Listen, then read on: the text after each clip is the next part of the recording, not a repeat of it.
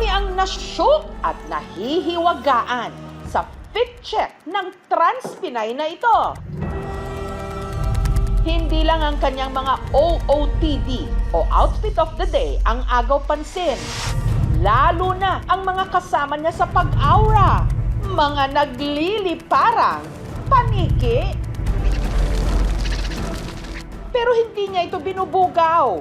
Ang mga paniki kasi kanya raw mga housemate. Ate, paborito mo bang pagkain dinuguan? Fit check sa umaga, lilipad mamayang gabi. Pwede ba akong bumisita dyan? Dadala kang maraming bawang. Sa dinami-rami ng pwedeng gawing pets, bats. Anong bet mong pet? Aso, ibon o pusa? Ibahin nyo ang alaga ng babaeng ito sa Rizal. Talagang exotic! Paniki! Ngi! Ba't ganon? Nakatira sa lumang bahay na ito sa Antipolo sa Rizal ang ating bat whisperer, ang 22 anyos na si Ira. Kapag maliwanag pa, tahimik lang sa kwarto ni Ira. Pero pagkagat ng dilim, senyales na raw ito para tawagin ang kanyang roommates.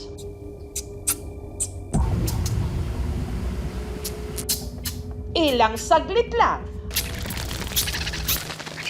4 na paniki agad ang pumasok sa kanyang kwarto mula sa butas ng dingding. Dito ang butas sila pumapasok. Dito din sila lumalabas.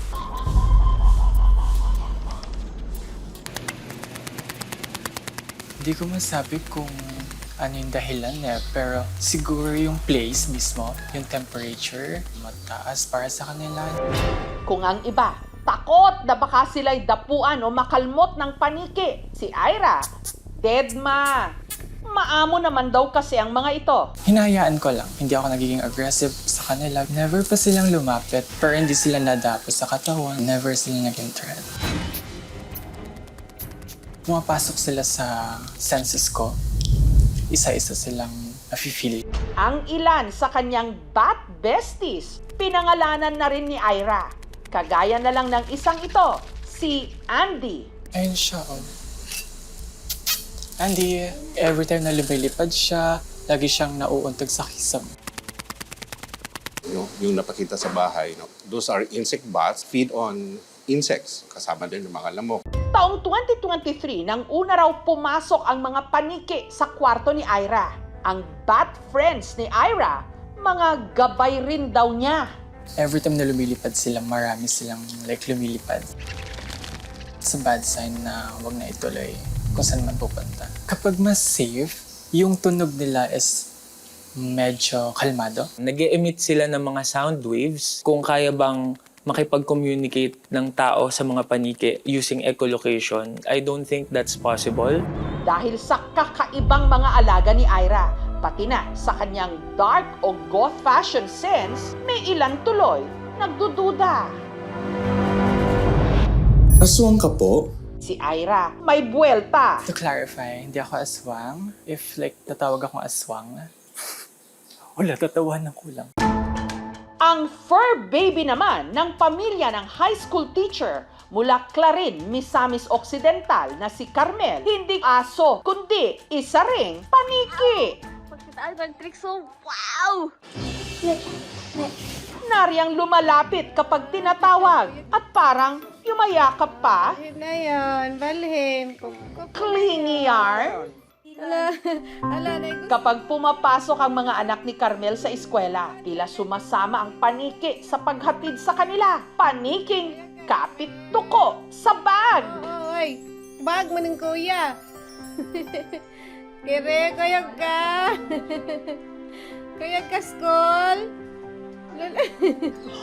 Napurahado. Nyara ba? Init pagali. Yung boses niya kapag manghingi siya ng pagkain, tumatawag siya, yung parang na-form yung word na kirew.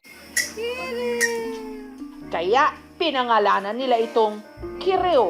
Happy birthday, Kire! Kamakailan lang, ipinagdiwang ni na Carmel ang unang taon ni Kireo mula nang kanila itong ni-rescue. Mayo nitong nakaraang taon, nang nahulog daw sa bubungan ni na Carmel si Kiril. Galing po siya sa puno ng mangga, napagdesisyonan namin na kupkupin namin siya, baka mag-survive. Dahil nahirapan daw itong makalipad, kinupkup muna nila.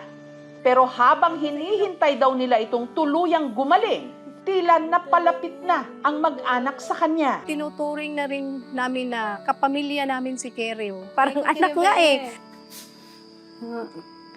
Kaon siya kapayas.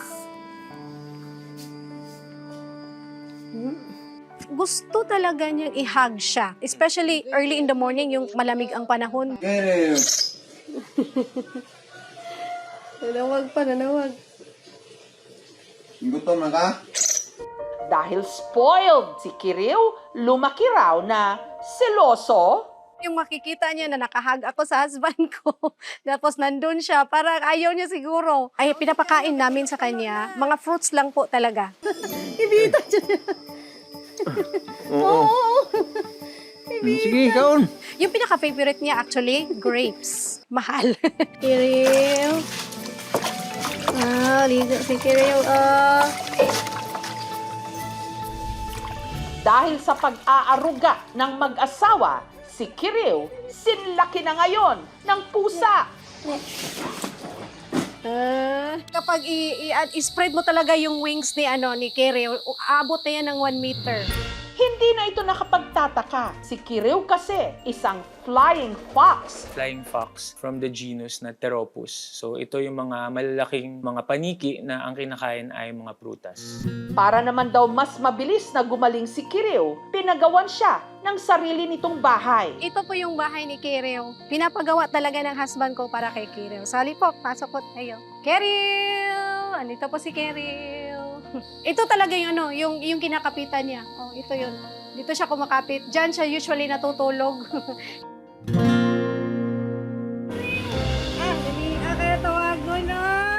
Paalala ng mga eksperto, mapanganib mag-alaga ng paniki. Merong mga posibleng sakit na makuha natin galing sa mga wild animals. Nakadetect na ng mga pathogens that would cause, for example, rabies, Nipah virus, Ebola virus, and of course yung mga coronaviruses sa iba't ibang species ng mga paniki. At dahil wild animals nga sila, hindi sila necessarily sanay na kinukulong. Republic Act 9147 ay pinutuhibit ang pagpapakolek at pati na rin pag-aalaga ng wildlife kasama ng mga fruit bats. Ang tawag nga natin sa mga fruit bats natin ay mga silent planters, no? Kasi sila yung tumutulong na mag-disperse ng mga seeds sa kagubatan.